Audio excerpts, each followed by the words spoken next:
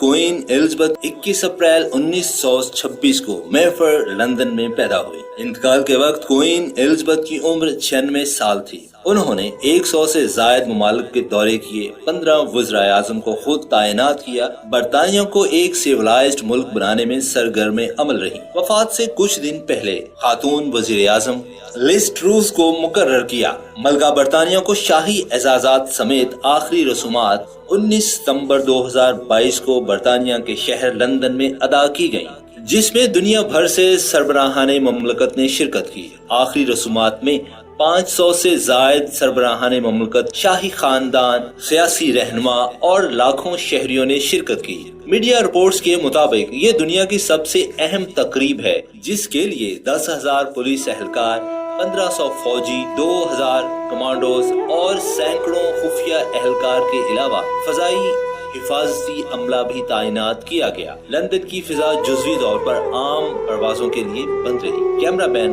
بشیر کاشف کے ساتھ محمد Asif, INA news, London.